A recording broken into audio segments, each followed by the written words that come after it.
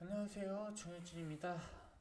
어, 저번 시간에 이어서 오늘도 심근의 수축력과 이 혈관 수축을 할 수 있는 약물들에 대해서 이제 음, 이야기를 해볼까 하는데요. 이 전 시간에 마무리 지었던 내용들은 이제 노르에피린과 관련된 내용들이었습니다. 노르에피린이 어, 혈압을 상승시키는데 영향을 줄 수가 있는데 그 원인이 혈관이 이완되었던 환자, 혈관이 이완되어서 혈압이 떨어진 환자에게만 적용될 수 있다는 점 좀 강조해서 설명해 드렸고요. 그래서 심장 수축력이나 혹은 심장의 음, 뭐 전도체계 문제나 혹은 혈액이 부족한 상태에서 혈압을 올리는 목적으로 노르에피네프린을 사용하는 것이 조금 음, 문제가 될 수 있겠다. 여러 가지 부정맥을 만들 수 있겠다라는 이런 이야기를 하면서 마무리를 지었고요. 오늘은 이제 도파민을 이야기를 할 건데 도파민도 뭐 노르에피네프린과 조금 비슷합니다. 말초혈관 저항을 조금 증가시키는데 직관시키는 목적으로 많이 사용되는 약물이라고 보시면 될 것 같고 얘도 말초혈관 조금 수축해서 혈압을 높이는데 그 역할을 하고 있다라고 보시면 될 것 같습니다. 그래서 여기 뭐 중간쯤 내용 뭐 여기 용량에 따라서 그 효과가 달라진다 뭐 이런 이야기부터 맨 처음에 나오고 있긴 한데 뭐 분당 이 정도 5 마이크로 킬로그램도 5 마이크로그램 그다음에 분당 5에서 10 마이크로그램 그다음에 분당 10 마이크로 이상이라는 말이 있는데 뭐 분당 5 마이크로그램 이하면 약물 효과가 거의 없어서 심박수 혈압은 변하지 않는다. 그 5에서 10 마이크로그램 정도 넣게 되게 되면 심장의 정맥혈 환율량이 증가한다. 10 마이크로그램 이상으로 투여하게 되면 이것 또한 정맥 관리량이 증가한다. 분당 20 마이크로그램 이상으로 투여하게 된다면 이거는 심각한 말초혈관의 지향, 심박수 증가로 심박출량이 오히려 감소할 수 있다. 라는 점을 기억해 주시면 될 것 같고요. 도파민 같은 경우에는 앞서 얘기했던 것처럼 이 투여량에 따라서 매우 다른 음, 환자의 원하고자 하는 작용이 달라질 수 있기 때문에 이거 좀 여러분들이 기억해 주셔야 될 것 같은데 앞서 얘기했던 것처럼 노르에피네프린과 조금 비슷해요. 노르에피네프린과 에피네프린과 좀 비슷한데 그래서 혈액량의 변화나 심장에 큰 문제가 없는 환자인데 혈관 수축에 영향을 혈관 수축에 문제가 있는 환자들 그러니까 앞서 얘기했던 것처럼 혈관 이완이 되는 환자들이 여기에 속하겠죠. 그래서 그런 환자들에게 이제 이 도파민이 이 혈압을 증가시키는데 좀 도움이 될 수 있겠다라고 보시면 될 것 같고요. 그래서 그 여기 밑에서 세 번째 줄 보시게 되면요. 사용할 수 있는 환자들을 아예 그냥 명시해 놓고 있어요. 체액량의 부족이나 과다 없이 뭐 너무 많거나 너무 적은 사람이 아니라 원래 가지고 있던 체액량 그러니까 뭐 여기에는 체액이라고 써져 있으니까 구, 많은 양의 구토나 설사 혹은 출혈이 있는 환자에게서는 사용이 불가능하겠지만 그런 환자가 아니라면 수축기 혈압 90mmHg 이하이면서 의식장애, 소변 감소증 등의 임상 증상이 동반된 환자에서 그러니까 얘도 뭐 그 전에 얘기했던 노르에프린과 똑같은 환자라고 보시면 될 것 같아요. 세티샥, 뭐 아나필락시스 샥, 뭐 이런 것들 혹은 뭐 뉴럴로지 샥 이런 것들이 여기에 속할 수 있겠다라고 보시면 될 것 같고요. 여기 뭐 추가적으로 보실 수 있는 것이 이제 섬유가 동반한 저혈압 환자에게도 심박수를 증가시키고 혈압을 높이기 위해 도파민을 투여할 수 있다는 점. 여기 조금 노르에프린과 조금 달라진 내용일 수도 있을 것 같기는 하네요. 그래서 섬유 도면한 저혈압 환자에게도 이제 심박수 증가시키는 혈압을 높이기 위해 도파민을 투여한다라고 써져 있지만요. 솔직히 이런 상황이 되게 되면 이제 저혈압이 동반되어 있다면 우선적으로 해야 되는 건 도파민 투여가 아니라 이제 페이싱이 되겠죠. 페이싱이 될 것 같긴 한데 우선 이제 사용할 수 있겠다. 도파민을 사용할 수 있겠다라는 정도로만 여러분들 정리하고 넘어가시면 될 것 같고 뭐 그 아래에 있는 내용들, 용량들 그냥 보고 넘어가 주시면 될 것 같고 자, 도파민 같은 경우에는 큰 부작용이 없는데 앞서 얘기했던 것처럼 분당 20 마이크로그램 이상이 된다면 킬로그램당 분당 20 마이크로그램 이상의 도파민이 투여가 된다면 이 혈관 수축, 말초혈관의 수축이 매우 강화되고 강화됨에 따라서 오히려 이 심박출량을 감소시킬 수 있다는 점 좀 기억해 주셔야 될 것 같아요. 그래서 여기서도 뭐라고 써져 있냐면 분당 20 마이크로그램 킬로그램당 20 마이크로그램 그리고 분당 이 말이 조금 애매하긴 하죠. 여기 이게 분당 20 마이크로그램 퍼 킬로그램 이상의 도파민 투여가 필요한 환자에게는 이거랑 도파민과 노르에피네프린의 사용 용도가 거의 비슷하기 때문에 이거 이상일 경우에는 오히려 부작용을 초래하지 말고 차라리 노르에피네프린을 사용하는 것이 조금 더 좋겠다, 환자에게서 좋겠다라고 보시면 될 것 같고 그리고 또 하나, 신근허혈이 동반된 환자에서의 다량의 도파민을 투여하는 것이 이제 위험할 수 있다는 점, 좀 기억해 주셔야 될 것 같고요. 그리고 심실빈맥이나 심시성 부정맥을 유발할 수 있거나 악화시킬 수 있기 때문에 이것 또한 전도계를 조금 확인을 해보고 투여를 해야 되겠다. 그리고 전맥을 수축시킬 수 있으면 전맥을 수축하는 그 약 역학이 있기 때문에 폐부종에 있는 환자에서는 소량의 도파민 투여돼도 폐부종이 악화될 수 있다는 점도 기억해 주셔야 될 것 같고요.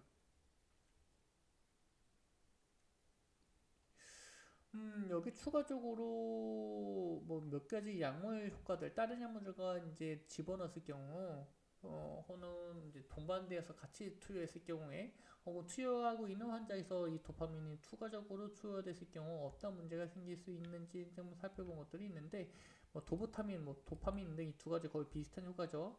여기서 볼 만한 건 이제 페니토인을 복용하고 있는 환자. 예, 페니토인을 복용하고 있는 환자에서 도파민을 투여하게 되면 이 혈압을 올리려고 도파민을 쓰는 건데 오히려 저혈압이 발생할 수도 있다는 점을 기억해 주셔야 될 것 같고 그 다음에 이제 중탄나트륨이 있을 경우 비본이 들어있는 용액과 섞어서는 안 된다는 점 오히려 이 도파민의 약 효과가 부종될 수 있다는 점을 기억해 주셔야 될 것 같고요. 그리고 이제 똑같이 고농도는 노르에피네프린과 조직에서 유발할 수 있다는 점 기억해 주시면 될 것 같고 자 이제 도부타민이 나오네요. 도부타민 같은 경우에는 보셔야 될 게 이제 밑에 있는 거 알파 수용체에 대한 작용도 있으나 강력한 베타2 수용체의 작용으로 인해서 말초혈관을 확장시킬 수 있다는 점.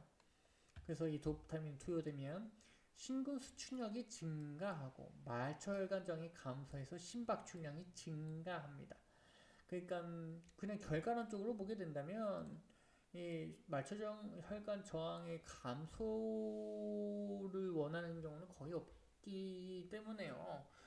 대부분 이 심박출량 증가를 원하는 환자에게서 도부타민을 사용하겠다.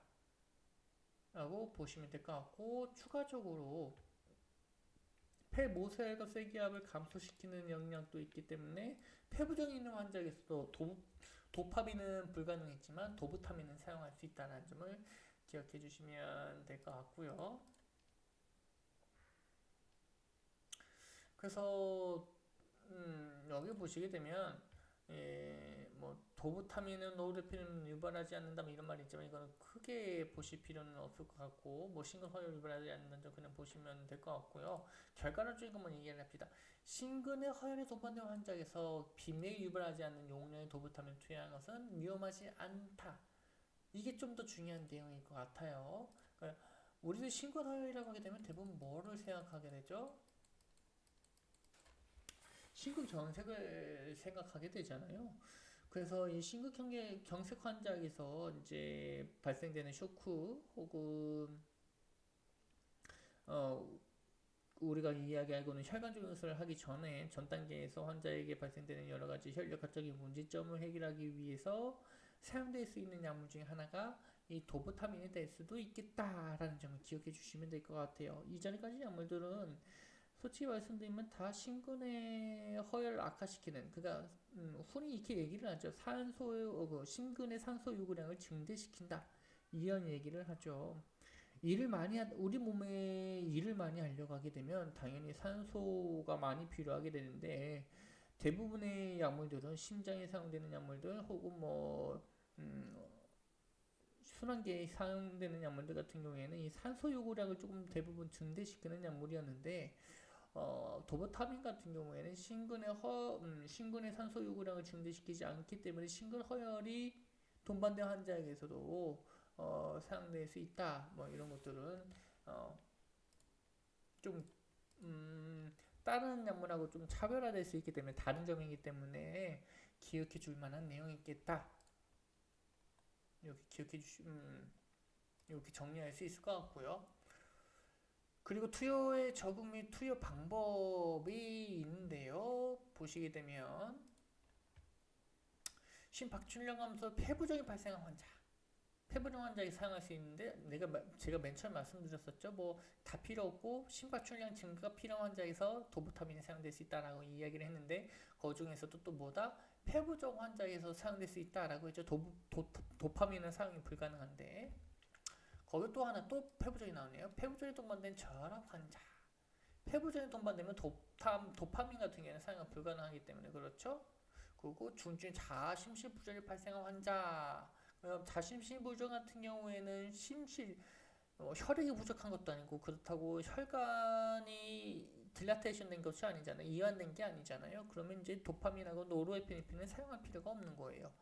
심근의 수축력만 증대시켜서 말초혈관 저항을 완화시키고 심근의 수축력을 증가시키게 되면 이 박출량을 증가시킴에 따라서 이 전신의 순환량을 또한 증가시킬 수 있겠죠. 그래서 막혔던 혈액량도 저류되어져 있던 이 순환을 어느 정도 활성화시킬 수 있겠다라고 보시면 될 것 같고, 뭐 용량은 한 번쯤 여러분들 보고 넘어가 주셔도 큰 문제가 될 것 같지는 않습니다. 뭐 안에 있는 내용들도 주의사항도 다시 한번 여러분들 눈으로 살펴봐 주시면 될 것 같고, 그 다음에 이제 뭐 베타 수용체 자극 약물이 나오는데, 첫 번째 이소프로테롤이라는 약물이 나옵니다. 이소프로테롤 같은 경우에는 베타 원에 조금 많이 작용하는 약물인데요. 보시면 심근의 수축력, 심박동수의 증가, 뭐 이런 것들이 이제 이소프로테롤이 투여되면 변화되는 환자의 변화라고 생각해 주시면 될 것 같고요. 그래서 이제 심근이 많은 일을 해야 되기 때문에 산소의 요구량이 증가할 수밖에 없다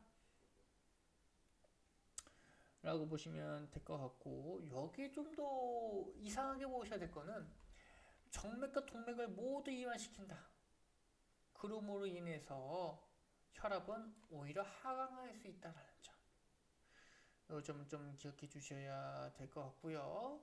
그래서 이제 그러면 이 이소프로테롤을 언제 사용할 거냐? 심근의 수축력의 증대와 심박송의 증가가 동시에 필요한 환자가 누굴까라고 하게 되면 당연히 섬액 환자가 들어가겠죠. 물론 혈액학적인 변화가 있는 환자에게서는 이소프로테롤 투여가 조금 필요하지 않을 수 있어요. 앞서 얘기했던 것처럼 저혈압이 발생한 환자 같은 경우에는 뭐 도파민 이런 거 신경 쓰지 말고 그냥 전기로 지지라 라고 이야기를 했었죠. 패시하시면 됩니다. 그래서 이게 훨씬 더 효과적이기 때문에 이소프로테롤이 1차적으로 사용되지 않는다라는 점을 꼭 기억해 주셔야 될 것 같고요. 여기에 이제 이소프로테롤이 사용할 수 있는 상황이 딱 하나 나옵니다.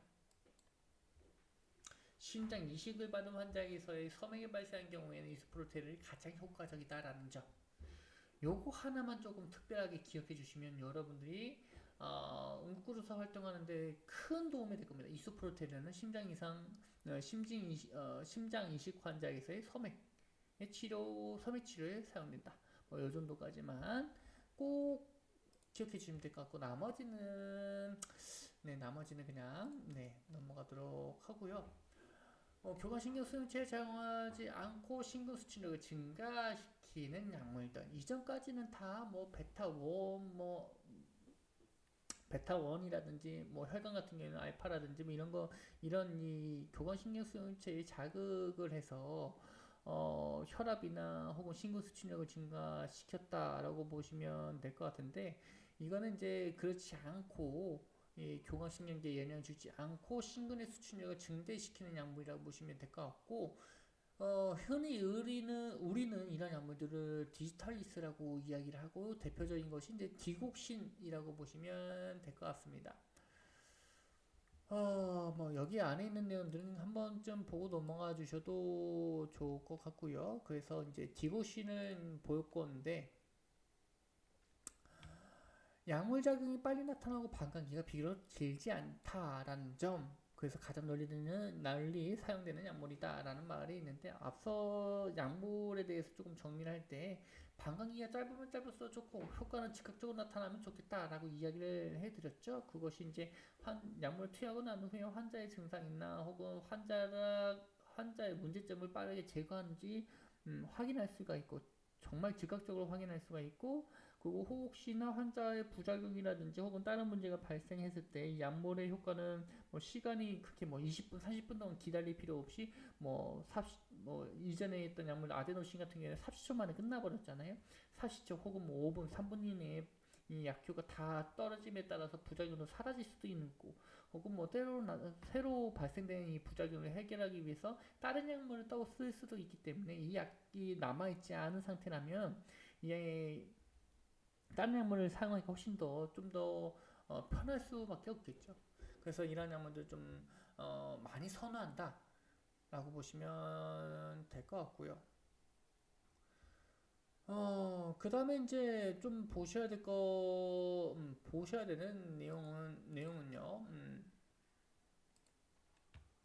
급성 심부전이 발생한 환자에서는 도비타민 등의 약물이 디곡신보다 훨씬 더 효과적이라는 점. 그래서 디곡신은 누구에게 많이 사용한다? 만성 환자에게서 만성 신부전 환자에게 많이 사용된다. 급성 신부전일 때는 도보타민, 만성 신부전일 경우에는 디곡신. 아마 디곡신은 투약받고 두시는 분들이 이제 가끔씩 병원에 오시는 경우가 있겠죠. 응급실로 내려하시는 경우가 있겠죠. 그리고 뭐 여기 심박수 조절 위에 투여될 수 있다. 그 심사 비밀 발생할 때 디오시 투여하면 뭐 비밀 종료될 수 있다라고 말이 써져 있는데 솔직히 뭐 한 부정맥주로서의 디곡신 투여는 거의 활용되고 있지 않습니다. 디곡신은 앞서 얘기했듯이 심근의 수축력을 증대시키는데 대부분 사용되고 있고 이 한 부정맥주로서의 사용은 다른 약물들이 훨씬 더 효과적이고 안전된 약물들이 있기 때문에 이 디옥신을 한 부정맥주로 사용하지는 않는다라고 기억해 주시면 될 것 같고요. 자, 디옥신 같은 경우에는 보시게 되면 이 30분 이내에 효능이 시작되어 2시간, 3시간 이내의 경우가 되면 최대 효과가 나타난다. 얘는 신경 수치력을 향지시키는 효과보다는 심박동수를 감소시키는 효과가 먼저 나타난다는 점을 좀 기억해 주셔야 될 것 같고요. 그 아래 있는 내용들은 뭐 넘어가도록 하고 이 지탈리스에 대해서는 여러분들 꼭 알고 계셔야 되는데 이 지탈리스의 중독과 관련된 내용들이 이제 뒤쪽에 아마 약물 관련돼서 좀 나올 겁니다.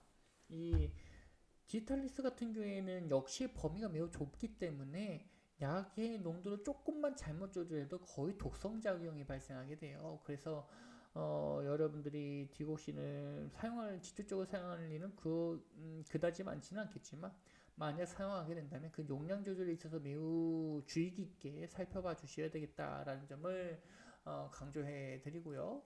자, 보시게 되면 이제 중독이란 말 중간 좀 나오고요. 보게 되면 적칼륨 혈중, 저마그네슘 혈중, 저칼슘 혈중이 동반되어져 있을 때는 치료 용량의 디오신이 투여되어도 부작용이 부작용이 발생될 수 있다는 점을 기억해 주셔야 될 것 같고요. 자, 디오신의 전신 증상으로서는 오심구토설사, 시력 혹은 시야의 변화, 의식장애. 자, 부정맥 같은 경우에는 자율성 증가와 반신 전도 차단으로 발생하기 때문에 심방 혹은 심실의 조직축, 심실빈맥이 대부분의 부정맥 디국신, 디국신에 의한 부작용으로 발생할 수 있다라고 보시면 될 것 같고요. 물론 여기에 이제 차단, 방시 차단 같은 경우도 방시 차단도 면한 발작성 심방 빈맥이라든지 고도 방시 차단 같은 경우도 이제 부정맥, 디고신 중독에 흔히 나타날 수 있는 부정맥이라고 기억해 주시면 될 것 같고요. 대량의 디고신에 중독될 경우에는 고칼륨 혈중, 그래서 거기에 이제 관사동맥과 창자사이동맥의 수축을 유발해서 심근, 소화기에 심각한 허혈이 발생할 수 있다는 점을 기억해 주셔야 될 것 같고요. 그 외적으로 또 이제 약물 효과에 대해서 이제 이야기를 할 건데, 퀴니딘이나 베라파민, 아미오다랑과 함께 투여하게 되면 디옥신의 제거율이 감소. 그러니까 디옥신이 우리 몸에 계속 많이 남아있을 가능성이 높기 때문에 이런 약물들을 투여하고 있는 환자라면 용량을 감소시켜서 투여해야 된다는 점. 그렇기 때문에 앞서 말씀드린 것처럼 디옥신은 부작용이 매우 심하고 디옥신 중독, 디탈리스 중독이라는 말이 따로 있을 정도로 그 역치의 범위가 매우 좁아요. 그래서 다른 약물들에서는 없었지만 디옥신 같은 경우에는 책에 아예 디옥신 중독에 대한 치료에 관련돼서 이야기를 해주고 있고, 보시게 되면 여러 가지 혈중 내 이온의 농도를 확인을 해보셔서 부족한 이온들을 보충해 주셔야 되고요. 특히 이 이뇨제까지 투여받고 있는 환자라면 저칼륨 혈증으로 문제가 생길 수 있어요. 칼륨은 여러분 당연히 아시다시피 전도계에 큰 영향을 미치는 그 이온이기 때문에, 양이온이기 때문에 빠르게 이 농도가 조절되지 않으면 이것 또한 부정맥으로 넘어갈 수 있겠다라고 기억해 주시면 될 것 같고, 이 심성 부정맥이 발생한 경우에는 리도카인, 페니토인 투여해 주시면, 이 디옥신 중독으로 인해서 발생한 거라고 하게 된다면 리도카인, 페니토인을 투여하면 좋을 것 같고, 심시상 빈맥일 경우에는 프로프라롤을 이제 투여하는 것이 좋을 수 있겠다. 만약에 이제 방식 차단이 동반된 경우에는 아무리 이 신입상 빈맥이 발생하더라도 베타교건 신경 차단제를 투여하는 것은 불가능하겠다라고 기억해 주시면 될 것 같고요. 이 디고시 중독 환자에서 이소프로테롤 같은 경우에는 이 심신세동 유발될 수 있다는 점에 있어서 사용이 불가능하겠다. 여기 보게 되면 방식 차단과 섬액의 방황 시에 발생한 환자 같은 경우에는 일시적 심장 박동 조절이 권장된다. 전기 치료가 오히려 환자에게 큰 도움이 될 수 있다는 점 기억해 주시면 좋을 것 같고요. 만약에 디고신에 의해서 빈맥이 발생하게 되면 이 생명 위협하는 경우, 그러니까 혈액학적인 불안정성이 매우 심각하다면 당연히 이제 카디오 버전하는 것이 맞고요.